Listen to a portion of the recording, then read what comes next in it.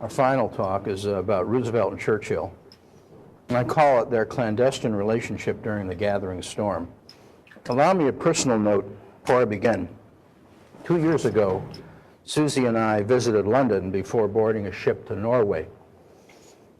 While in London, I visited the cabinet war rooms for the first time. This is something which I commend to any of you that can. If you go to London, be sure to visit. While underground in the war rooms, I experienced an almost primitive sense of gloom in that dark, dank, almost airless cavern. It was almost inconceivable to me that Churchill had directed the Allied war efforts from there, virtually alone, from 1940 until our entrance into the war, the end of 1941. What struck me even more after emerging from that was the enormous gamble that FDR took in aligning our country with Britain at that time in our history. The time I'm talking about is really the end of 1938 when he was thinking about it, particularly the period September 11th, 1939, when he began his correspondence, till August of 1940. So I emerged from the war rooms and wrote this final lecture on the ship immediately afterwards. The W.H. Auden poem, 1939, perhaps sets the tone best.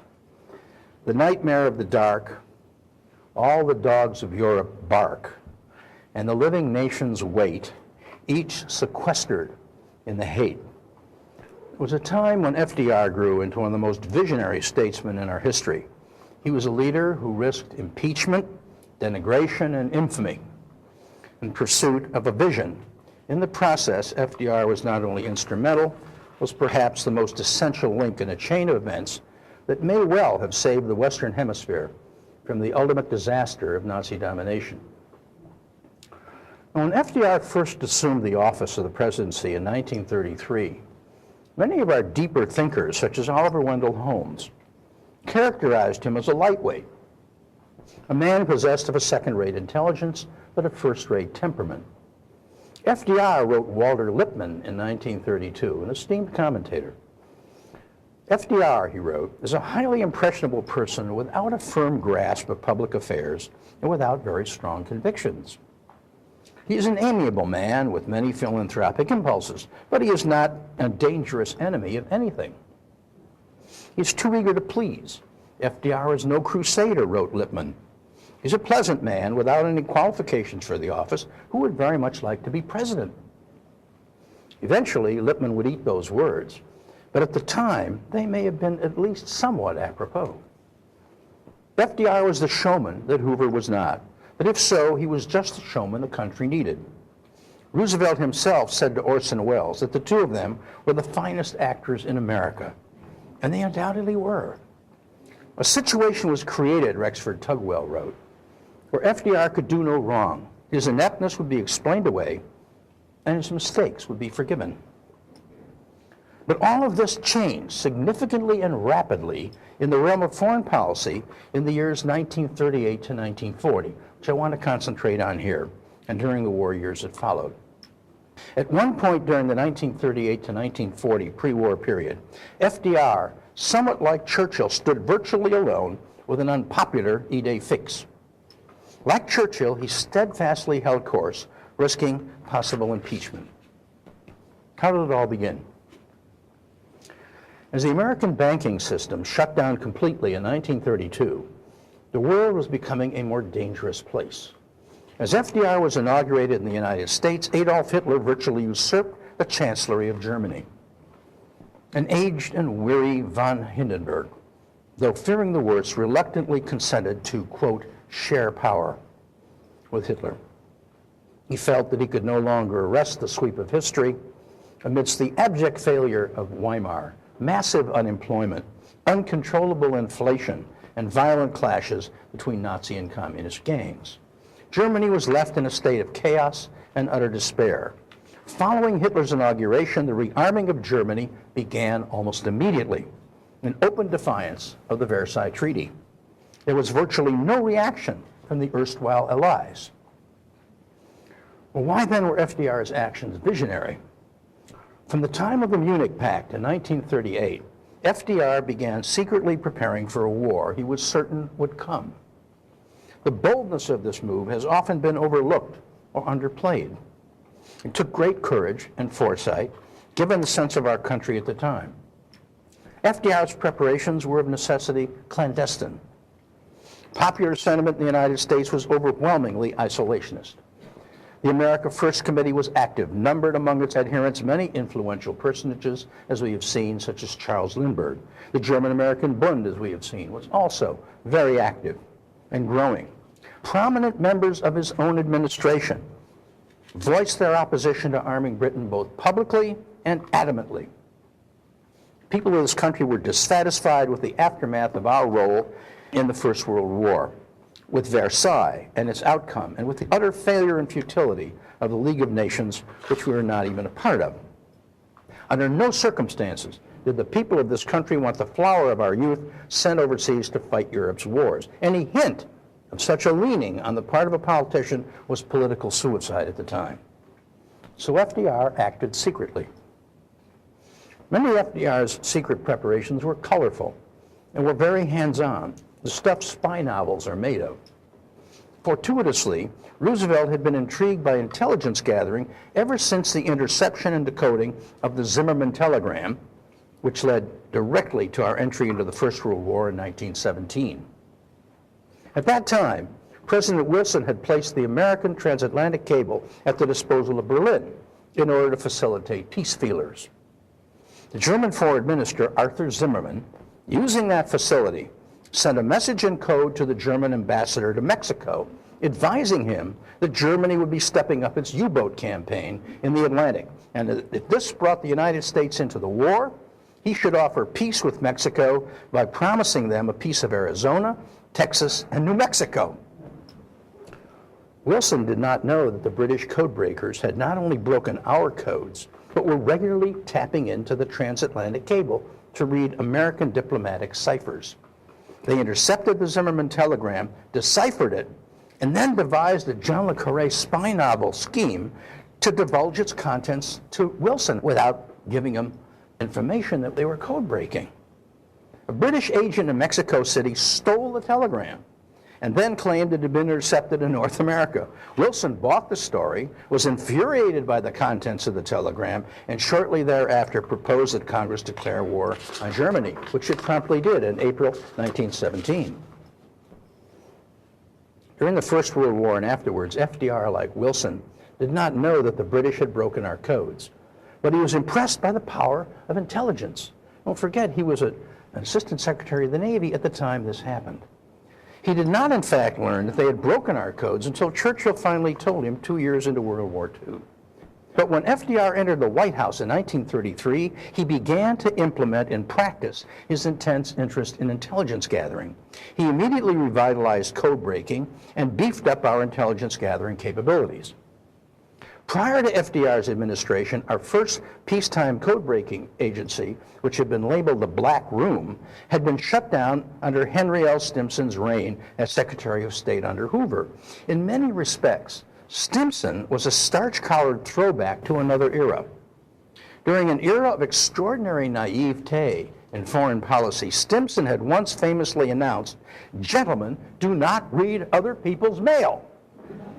Fortunately, our military had continued code breaking, notwithstanding Stimson's orders to the civilian agencies. By midway through 1930s, with FDR's encouragement, the Army was regularly cracking Japanese ciphers, as we know. But FDR's most prolific and colorful exploits involved his secret enlistment of his friends in the private sector. Vincent Astor, a prominent Hudson Valley friend of FDR, became an important informant. Astor was surrounded by a clique of wealthy businessmen who called themselves the Room. These included, among others, Kermit Roosevelt, that was the former president's son, the banker Winthrop Aldrich, journalist and world traveler Marshall Field III, Nelson Doubleday, a publisher, and David Bruce, a Foreign Service officer who eventually headed the OSS during the Second World War. Most had some background in intelligence, and one member of the group, Sir William Wiseman of Coon Loeb, had headed British intelligence service in New York during the First World War. Astor sailed around the world in his luxury yacht called the Nurmahal, spying for FDR on Japanese military, naval, air force, and radio installations in the Marshall Islands and elsewhere. FDR reveled in this kind of intrigue, as did many of his wealthy friends. But by far the most powerful and effective of FDR's private intelligence gathering operatives was William Wild Bill Donovan. Now, Donovan was a wealthy New York lawyer, but he was born in Buffalo, New York, of a poor Irish immigrant family. Had won the name Wild Bill fighting alongside General Pershing against Pancho Villa in Mexico in 1916. He was the most decorated soldier on the Western Front during World War I, winning the Congressional Medal of Honor, the Distinguished Service Cross, and the French Croix de Guerre. Director John Ford, who served with Donovan during the war, said of him, he was the sort of guy who thought nothing of parachuting into France, blowing up a bridge, pissing in a Luftwaffe gas tanks, and dancing on the roof of the St. Regis with a German spy. This was the kind of swashbuckling spirit that FDR loved. While we were still neutral, he sent Donovan on unofficial missions to report on Italian military preparations in Ethiopia and on German army maneuvers, and to investigate the Spanish Civil War from General Franco's side. Churchill, whose escapades during his daring escape from the Boers had captivated Britons in the late 1890s, shared this same flair for the secretive and the dramatic. Like FDR, Churchill placed great emphasis on intelligence gathering. Churchill's Donovan counterpart, and the first man he summoned to brief him when he became First Lord of the Admiralty, was Admiral John Godfrey, Director of Naval Intelligence. Godfrey recruited as his personal assistant the son of one Captain Valentine Fleming. Now, Fleming was an Army captain and had been one of Churchill's oldest friends, but he was killed in action in the First World War. His son, Ian Fleming, was to learn most of the spy tricks that he turned into his best-selling James Bond novels while working for Godfrey. Until Churchill became Prime Minister 8 months later, Godfrey presided over Britain's largest intelligence gathering service after the Secret Intelligence Service, later dubbed M5. So both Churchill and FDR shared a healthy respect for intelligence gathering. But how did the two become aligned in the partnership that may well have saved Western civilization? In FDR's case, it was a major gamble. Up until Munich, FDR was not at all enamored of Churchill. To begin with, FDR never forgot or forgave a snub he received from Churchill in England in 1918, when FDR was a visiting Deputy Secretary of the Navy under Wilson, and Churchill was Minister of Munitions in the cabinet of Lloyd George.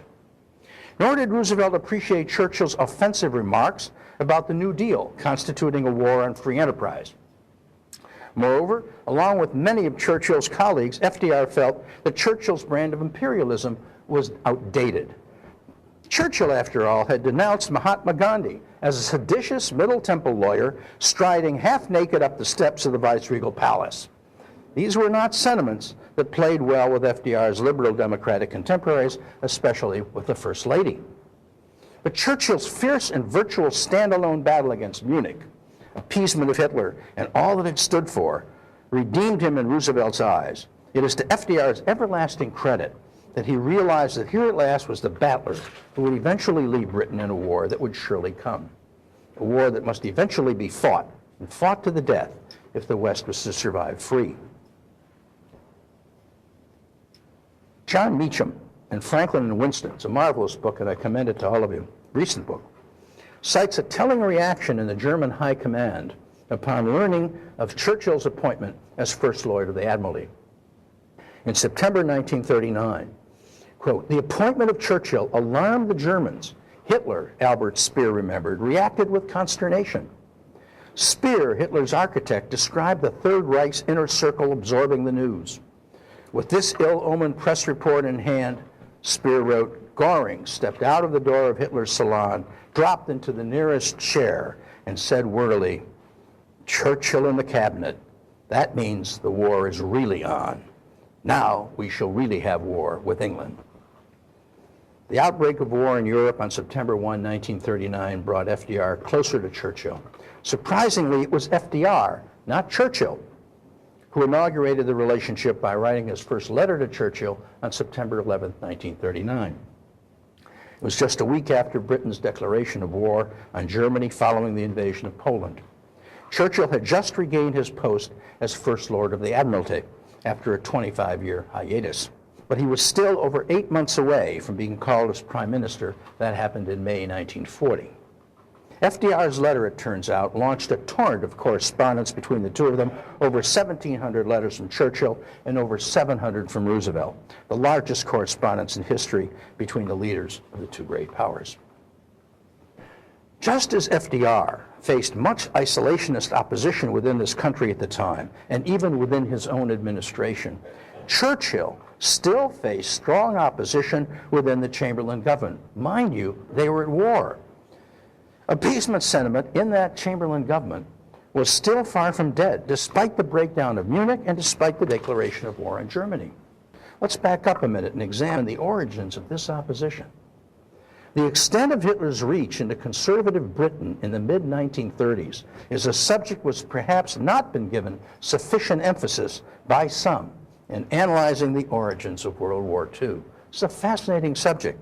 But an analysis of this relationship highlights by stark contrast the loneliness and courage of Churchill stand in those years. It was a courage perceived by FDR, but unfortunately by too few other persons prominent in our own political scene. Raymond Graham Swing, a political commentator in the 1930s, had accurately predicted that fascism would in its first manifestation be radical and strongly nationalistic. Then it would combine with big business.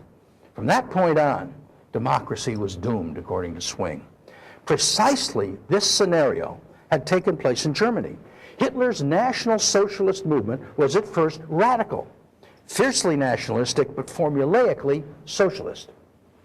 This combination had led to disaster for the National Socialists at Munich in 1923 and jail for Hitler. But Hitler proved to be demonically clever. He changed tactics. While in jail, Hitler determined that he would be enabled to achieve power only with the support of the conservatives and their politicians, their press, and their money. Perhaps the most prominent example of this almost transparent phenomenon was his relationship with press magnate and Nationalist Party leader Alfred Hugenberg. Hitler formed an alliance with Hugenberg in 1930 and used the affiliation and Hugenberg's influential press and money to gain respectability with Germany's so-called respectable voters. And then Hitler easily discarded Hugenberg following his ascent to power. Similarly, in 1935, Hitler began to woo the British governing classes, and he made significant inroads among the members of the British aristocracy and the British Conservative Party. Among these were Lord Halifax, Neville Chamberlain, and the old Lloyd George, who after meeting Hitler in 1936 compared Mein Kampf to the Magna Carta and called Hitler the resurrection and the way for Germany. Hitler saw through these conservative apologists just as he had seen through the likes of Hugenberg in Germany. These men were unwilling to take a stand against Hitler, for to do so would appear to align them with the liberals, the socialists, and other leftists, just like the German conservatives. These British conservatives, for a time, actually took comfort in Hitler's apparently uncompromising stand against communism and Marxism. Some were simply willing to give Hitler the benefit of the doubt. Hitler referred to these British appeasers as meine Hugenberger, my Hugenbergs. Although it was true that Hitler failed to perceive some significant differences between British patriotism and German nationalism, nonetheless this label was not really that far from the truth. A huge conservative majority was elected to the British Parliament in 1935, and both the policies of the party and the inclinations of the government gave to the new Germany this measure of credit. The atmosphere greatly impeded British military preparation and explains, at least in part, the lack of enthusiasm for Churchill. There were Hugenberg counterparts in this country as well, making FDR's activity during the same period stand out in bold relief. David Stafford, in a book, Roosevelt and Churchill, Men of Secrets, tells of a report by one of these counterparts, Joseph P. Kennedy, then ambassador to the court of St. James. Kennedy reported on a conversation with the King and Queen and with Sir Samuel Hoare, the Lord Privy Seal, who was a confidant of Chamberlain on the very day that FDR began his written communication with Churchill, September 11, 1939. Hoare expected Hitler to call for peace with Britain and France once Poland was defeated. He hoped that something would come of this overture, since war would mean Britain's economic, financial, and social collapse. Kennedy shared his pessimism. Now, mind you, we're at war with Germany. Kennedy shared his pessimism and volunteered that FDR might play a significant role in any peace talks that might follow. In other words, Kennedy, in the court of St. James, was proposing that FDR be the mediator to negotiate a peace between Britain and Hitler, which of course would mean the takeover of the British Isles. Stafford relates that FDR brushed aside Kennedy's suggestion, describing Kennedy as a pain in the neck to his good friend and confidant Henry Morgenthau. It is significant that FDR then dangerously disregarded protocol and deliberately avoided any meaningful correspondence with Chamberlain, who was then the prime minister, as he was fearful of Chamberlain's appeasement instincts. He also suggested that Churchill reply to his letters by direct sealed correspondence to the White House, as any other form of communication might be intercepted by Kennedy. FDR was already suspicious of the ambassador. Well, it turns out his instincts were correct. Later in 1940, it was discovered that a code clerk in Kennedy's U.S. Embassy in London, named Tyler Kent, was turning over to fascist sympathizers in London the most secret United States-British diplomatic cables, including Churchill's correspondence with Roosevelt. The contents eventually found their way to the Fuhrer. Kent, it turned out, was a fascist sympathizer who came from an old-line Virginia family and had been recommended for the post by none other than venerable Senator Harry Byrd. Surprisingly, Kent had been in the Foreign Service for some time, notwithstanding the fact that he had once been denied admission to the Diplomatic Career Service. In Kent's room was found a complete history of our entire diplomatic correspondence from 1938 on, not only assuring that our codes had been cracked, but that the Roosevelt-Churchill communications were all well known to the Germans. It is significant of the temper of the times that the United States did not even demand the extradition of Kent. Kent was tried in camera in Britain and sentenced to 7 years in prison. His defense was that the Congress and the American people had a right to know how far Roosevelt had actually gone in his commitments to the British and the French. It was indicative of the atmosphere Roosevelt faced in this country at the time that the right-wing isolationists in the United States, when they found out about this treasonous affair, actually tried to make a hero out of Tyler Kent, describing him as a victim of a Roosevelt-Churchill Jewish conspiracy. Although Kennedy professed to be appalled by this porous leak, security measures at his embassy headquarters in London were obviously so dangerously loose that following the Kent affair, further correspondence between Roosevelt and Churchill would be carried out through the British Embassy in Washington. Well, let's briefly compare the protagonists here, Churchill and Roosevelt, for just a moment. David Stafford, for one, makes a number of interesting comparisons between them. Churchill was nostalgic. He was Victorian. He was wedded to the glories of empire. He was emotional, direct, transparent, with a lifelong predilection for the self-made man. FDR, a New World Democrat, had the manners of an English gentleman, but behind the surface bonhomie, he was impenetrable, enigmatic, secretive, and Machiavellian. Churchill carefully wrote down his thoughts and instructions. Roosevelt was deliberately informal, often giving inconsistent verbal orders. But the similarities between the two men are even more revealing.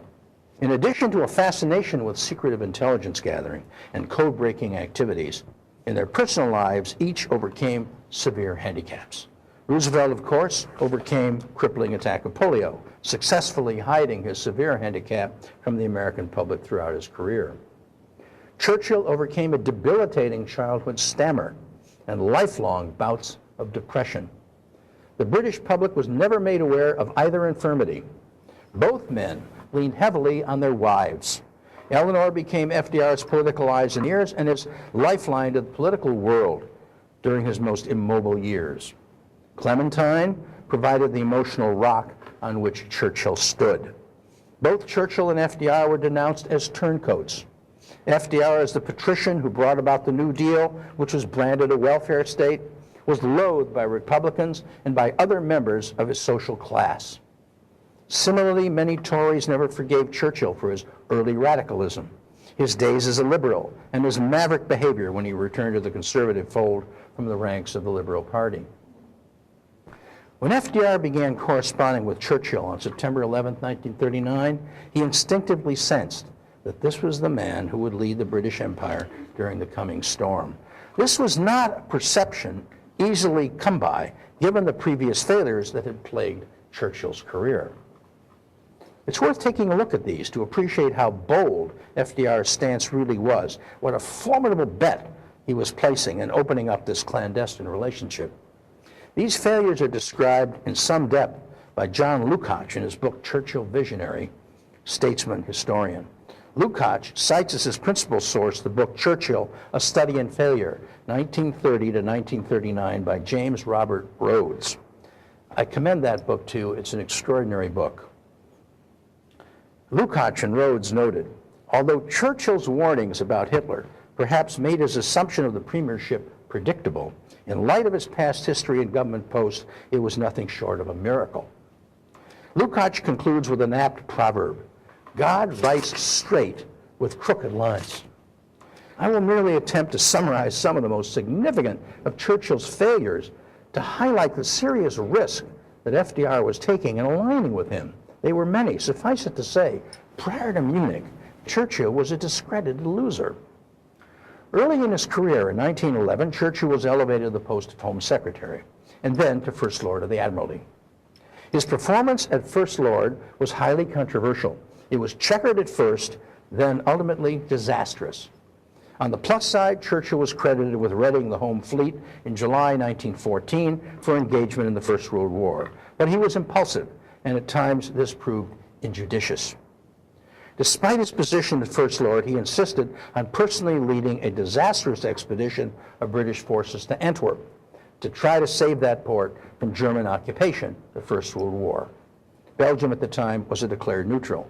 The expedition was a dismal failure. One of Churchill's most damaging failures came in the Dardanelles, and this led to his resignation from the Admiralty post he would not regain for 25 years. John Lukács points out that early in the First World War, Churchill accurately envisioned the prospect of a static, stalemated, dug-in trench warfare on the Western Front, with massive armies mired down in mud, barbed wire, lice, and disease, with enormous losses of men and material.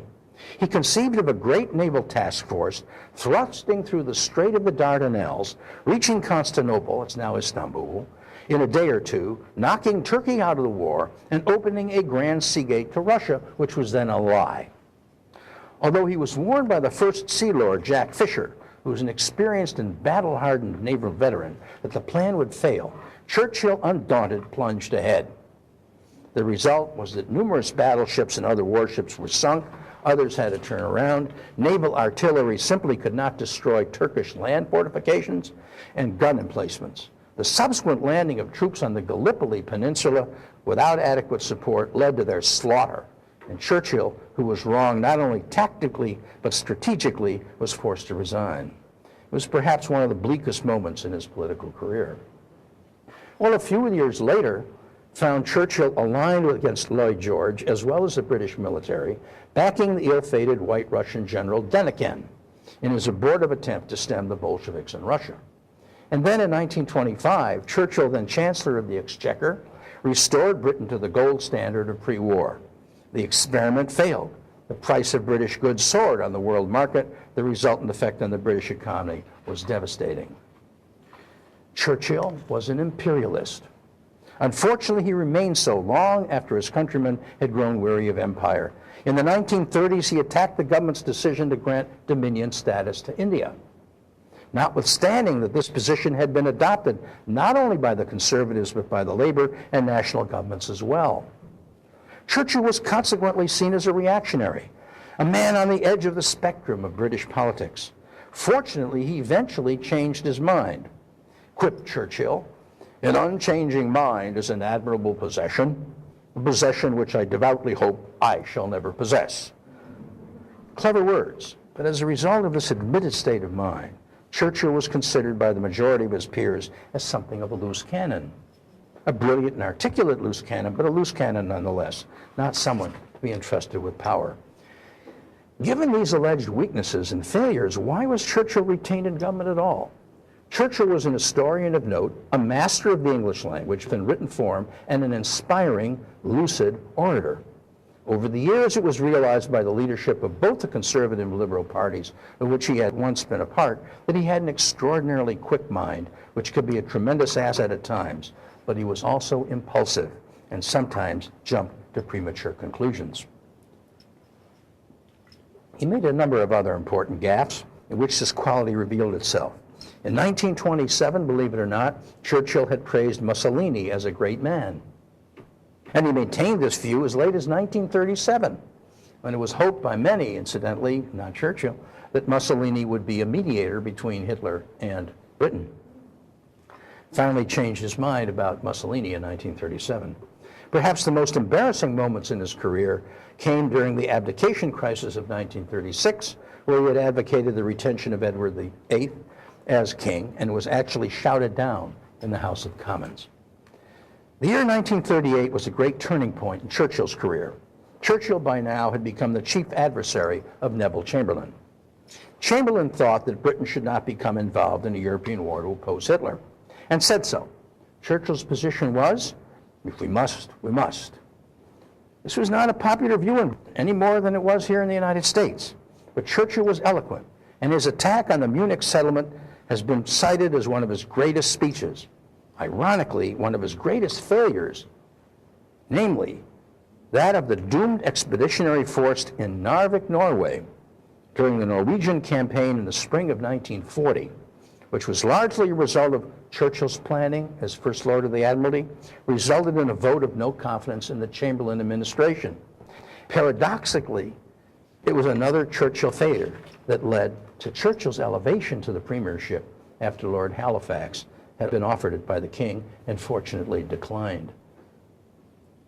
But FDR did not wait until May 1940 to begin to back Churchill.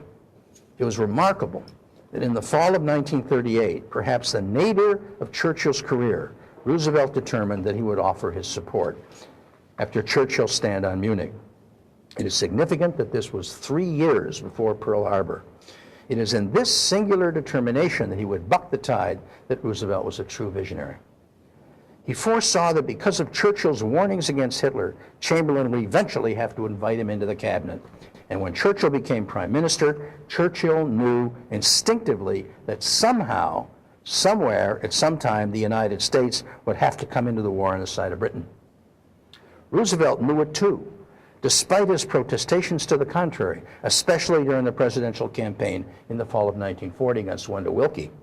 The intriguing fact here is that Churchill knew that Roosevelt knew, and it was this intuitive meeting of the minds that made visionaries and statesmen of them both. But their correspondence of necessity remained clandestine until almost the outbreak of the Second World War. Few realized how dire the situation had become in Europe, or what a sweepstakes Roosevelt was entering here. In May, June, and July of 1940, in opting to supply Britain with war material, of which we ourselves were in pathetically short supply at a time when we were a neutral nation. Here then is the story of what was happening just a few miles across the Channel in late May 1940, just 2 weeks after Churchill became prime minister. Adolf Hitler was a night person. He would often keep his dinner guests up until long after 2 a.m., and he was a notoriously late riser. But on May 24th, 1940, Hitler broke his routine and rose early in the morning hours. This day, he would fly from his headquarters in Germany to meet General von Rundstedt at Charleville on the western bank of the Meuse. The subject of this extraordinary meeting was the very rapid progress of German forces encircling the Allied army in Flanders and Belgium, pushing them to the remaining Channel ports. At that fateful moment in time, the Germans were well on their way to driving the Allied expeditionary force and their French compatriots into the sea and utter oblivion. The roads around Calais were strewn with the wreckage of Allied armored vehicles and guns. Boulogne was already in German hands. The siege of Calais was beginning. Most critical to the fateful decision made by Hitler that day, General Heinz Guderian, armored troops were a mere 15 miles to the south of a channel port named Dunkirk. Guderian was one of the most accomplished tank commanders of the Second World War. But inexplicably, Hitler now turned cautious. At 11:42 that morning, the order went out. Guderian's advance was temporarily halted. Now, volumes have been written about this incredibly fortunate command blunder and its effect on the subsequent history of Western civilization. There are as many theories about its genesis as there are military historians. Some argue that Hitler and von Rundstedt were concerned about the wear and tear in German armored vehicles. They had indeed been in continuous movement and fighting over 2 weeks without a break.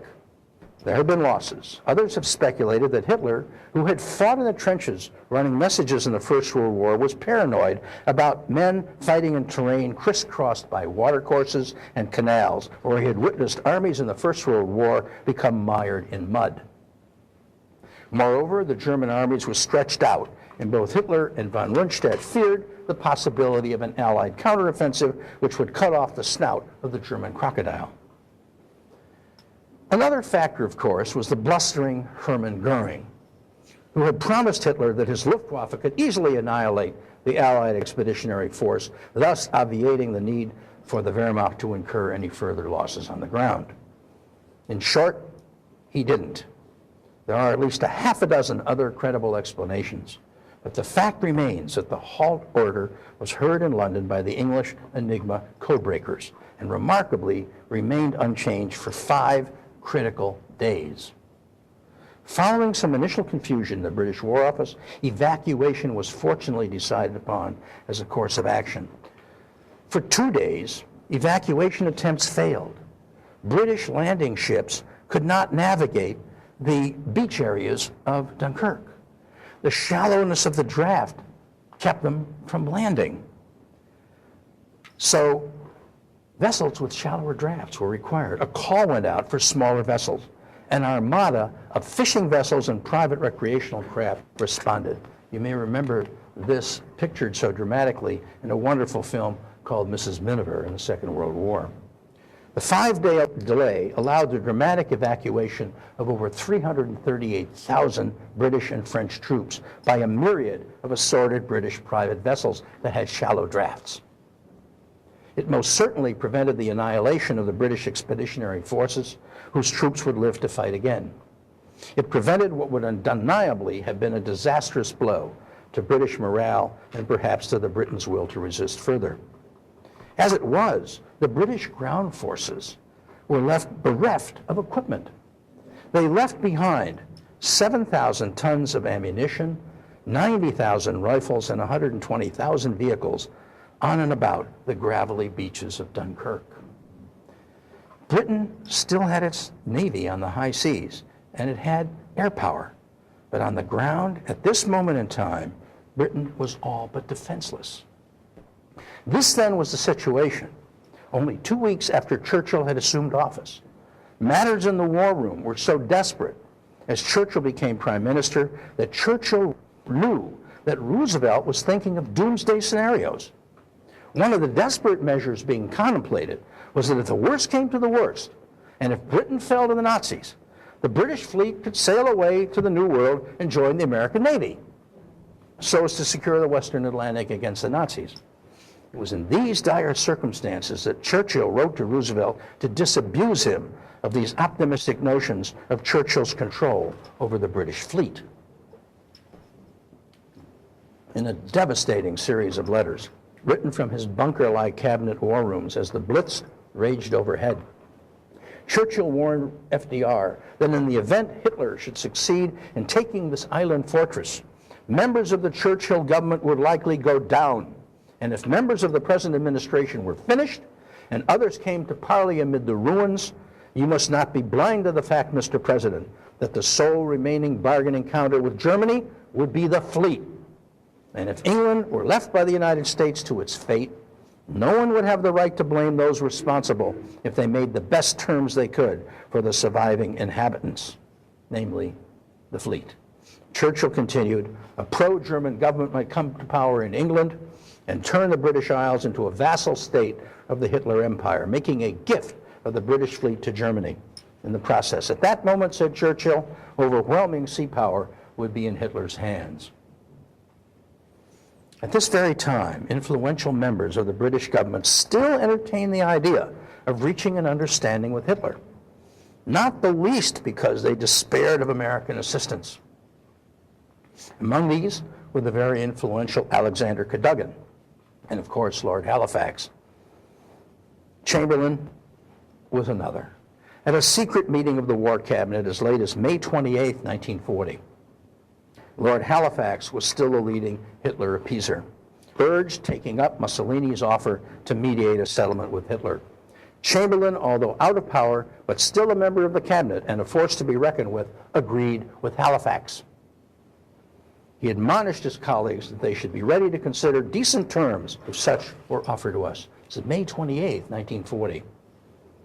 It was this proposal that Joseph P. Kennedy relayed to Roosevelt, urging that FDR himself become a major player in effecting this negotiation.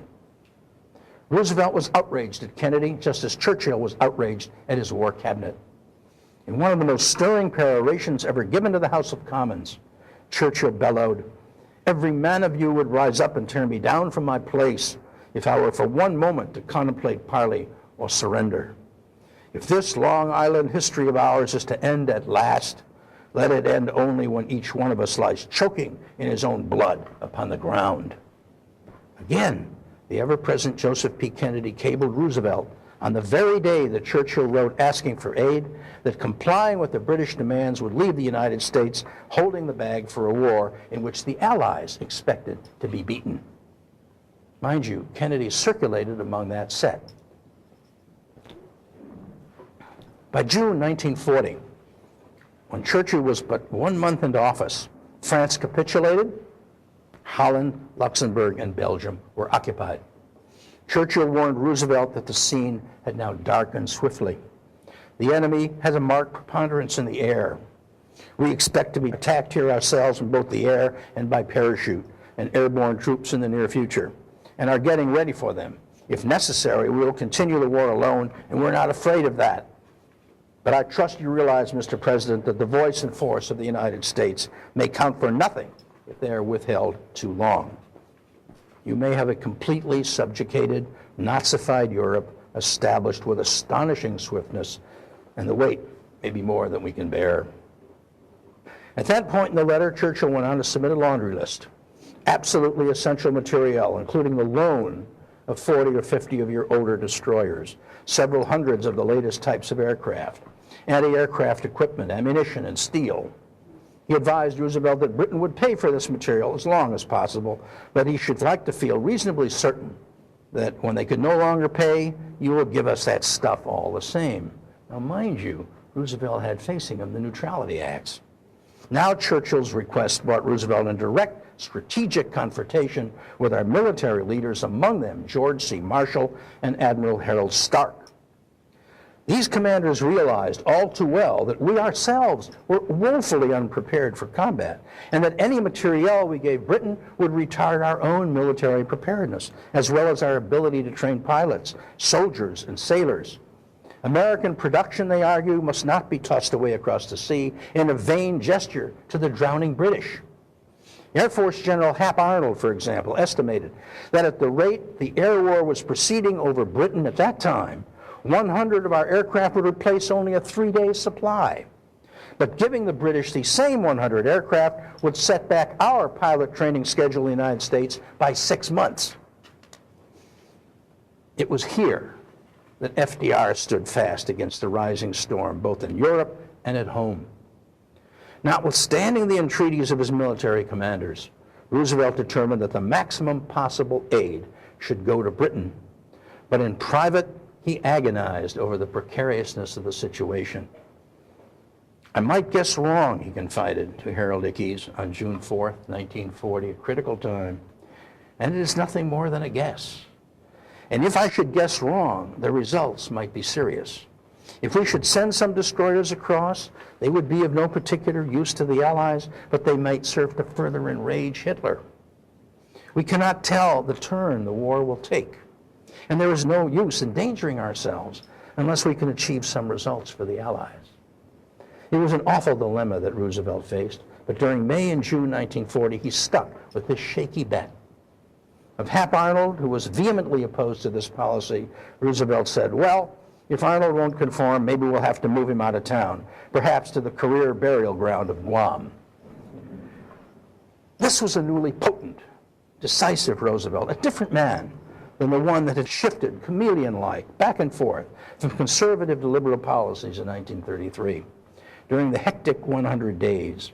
A different political leader from the one who had been checkmated through much of his second term and reflexively had lashed out at the Supreme Court. FDR the fox, to paraphrase James McGregor Burns, had now become FDR the lion, and he relished the role, notwithstanding its perils. And so it was on the night of June 11th, 1940, under cover of dark, New Jersey stevedores began handling some 600 freight car loads of Enfield rifles, machine guns, 75 millimeter field guns, and over 100 million rounds of ammunition onto British ships. The military was aghast at the sight. They envisioned both themselves and the president being tried for treason. If this country were attacked and found short of weaponry.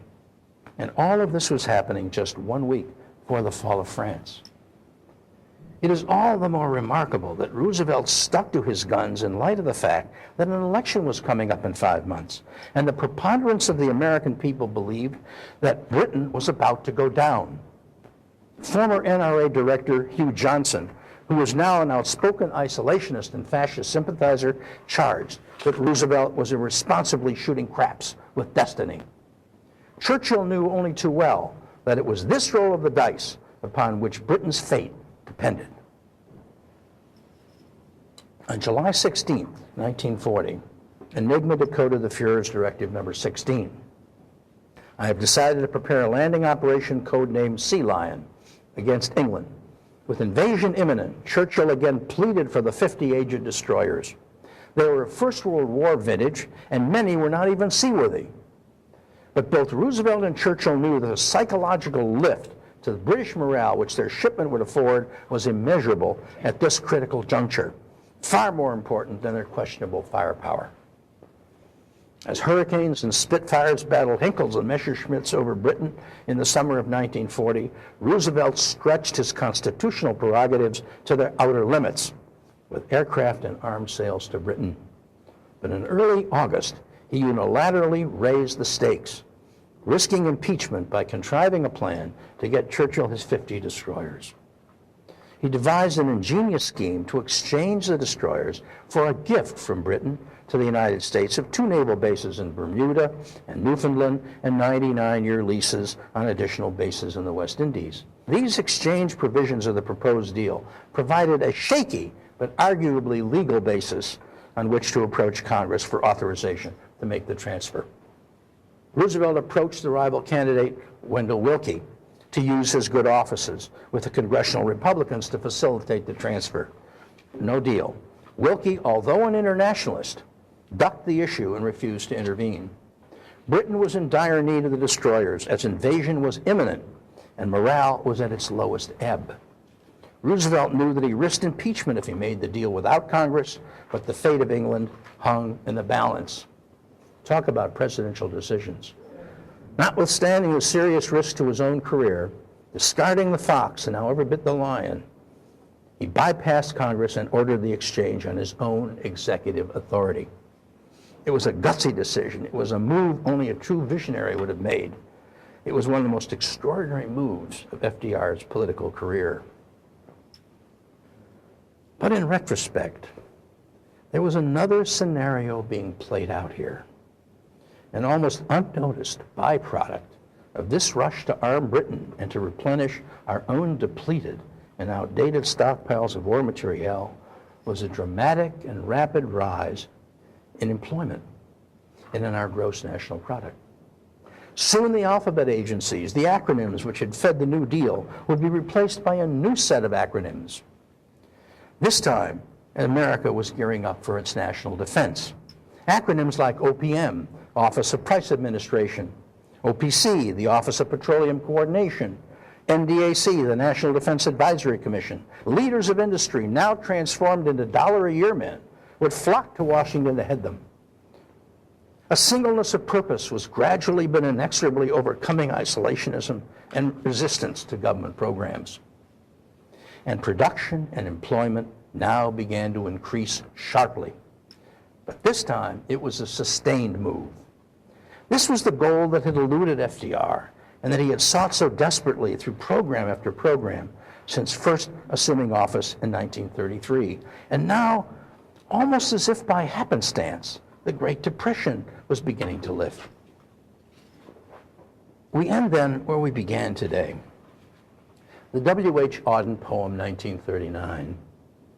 The nightmare of the dark, all the dogs of Europe bark, and living nations wait, each sequestered in the hate. The nightmare of the Great Depression had now begun to end, just as the nightmare of World War II was gathering strength and looming ever darker over Europe. These happenings, of course, were not entirely disconnected.